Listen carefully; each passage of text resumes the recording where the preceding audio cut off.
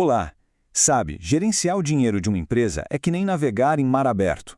Sem as ferramentas certas é muito, mas muito fácil se perder. Hoje, a gente vai falar sobre a ferramenta que é talvez a mais crucial de todas, o planejamento financeiro. Ela é a verdadeira bússola para a sobrevivência e, claro, para o sucesso de qualquer negócio. E olha, a necessidade dessa bússola é para ontem. Segundo o Sebrae, tem um dado que é bem alarmante. Dos 6 maiores erros que levam as empresas à falência, 3 deles estão ligados diretamente à falta de planejamento financeiro. É isso mesmo, metade dos motivos. Então fica a pergunta, né?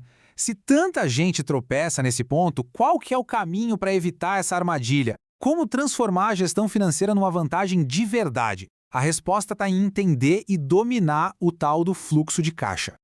Beleza, então vamos mergulhar nisso. Nossa jornada hoje vai passar por 5 pontos bem importantes. A gente começa entendendo o tamanho do problema com a estatística de sobrevivência, depois a gente apresenta a solução, vê um caso prático, desvenda o conceito por trás do sucesso e, no final, analisa uma estratégia que é simplesmente genial. Vamos aprofundar um pouco mais naquele número do Sebrae.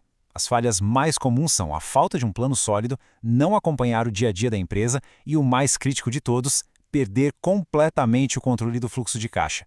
É tipo dirigir um carro sem nem olhar para o medidor de combustível. Uma hora acaba. E é aqui que entra o nosso salva-vidas, o orçamento de fluxo de caixa. E isso aqui não é só uma planilha, viu? É a ferramenta mais poderosa para ter controle financeiro, porque permite que as decisões sejam tomadas com base em dados e não em achismos. Mas afinal, o que é fluxo de caixa? Pensando de um jeito bem simples, é o registro de todo o dinheiro que entra e todo o dinheiro que sai da empresa. Pensa nele como se fosse o sistema circulatório do negócio. Ele precisa fluir de um jeito saudável para manter tudo funcionando. A conta aqui é super simples, mas é fundamental. Você soma tudo que entra, tira tudo que sai e o resultado é o fluxo de caixa líquido. Deu positivo? Ótimo. Deu negativo? Bom, aí é um sinal de alerta que precisa de atenção imediata.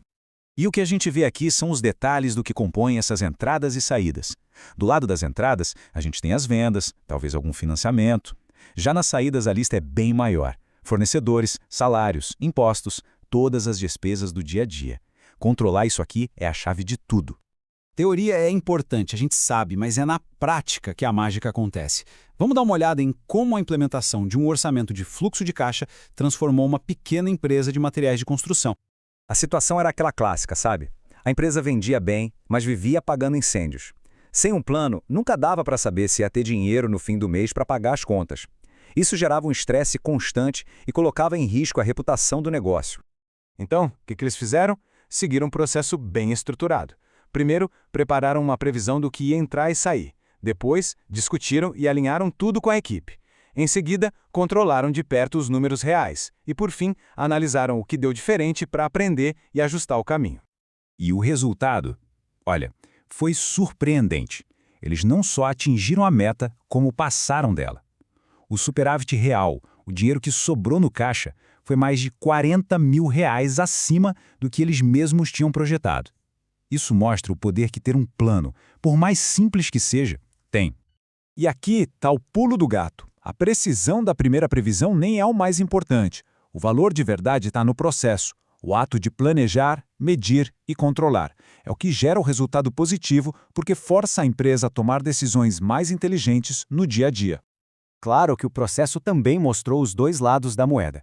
Eles ganharam poder para negociar melhor e mais clareza para investir.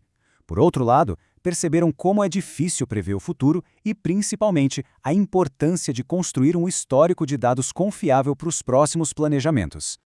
Isso que a gente viu no estudo de caso leva a gente direto para o motor por trás de tudo isso, o conceito de capital de giro.